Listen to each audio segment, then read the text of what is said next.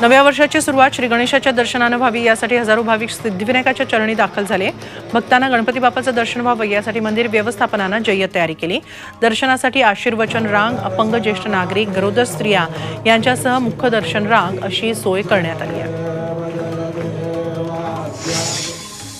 पुणेकरही नव्या वर्षाची सुरुवात दगडूशेठ गणपतीच्या दर्शनानं करतात। रात्रीपासूनच भाविकांनी दर्शनासाठी रांगा लावल्या।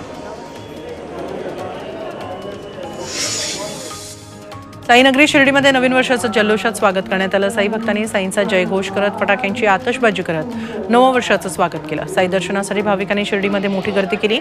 भाविकांसाठी रात्रभर मंदिर खुलं ठेवण्यात आलं। लाखो भाविकांनी साईंचं दर्शन घेतलं।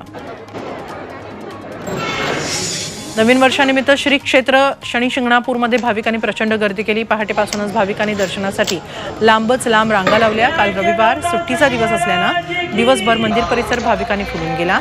एका दिवसात 3 लाख भाविकांनी दर्शन घेतलं, तर गेल्या 8 दिवसांमध्ये 15 लाख भाविकांनी शनी दर्शन घेतलं।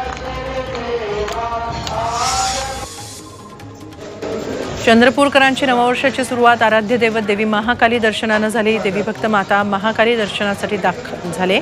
भाविकांनी दर्शनासाठी दूरपर्यंत रांगा लावल्या। देवीच्या दर्शनासाठी विदर्भाच्या कानाकोपऱ्यातून भाविक चंद्रपूरमध्ये दाखल झाले।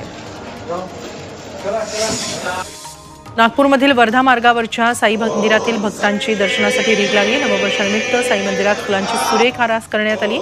सकाळपासूनच मोठ्या भक्तिभावानं साईंचं दर्शन घेण्यासाठी भक्तगण दाखल झाले। साईंच्या चरणी लीन होत आराधना करत नववर्षाच्या पहिल्या दिवसाची सुरुवात अनेक जण करताना दिसले। नववर्षाच्या स्वागतासाठी भाविकांनी अक्कलकोटच्या श्री स्वामी समर्थ मंदिरातही मोठी गर्दी केली। स्वामींचं दर्शन घेण्यासाठी 3 ते 4 किलोमीटरपर्यंतच्या रांगा लावल्या। भाविकांसाठी मंदिरात भजनाचंही आयोजन करण्यात आलं।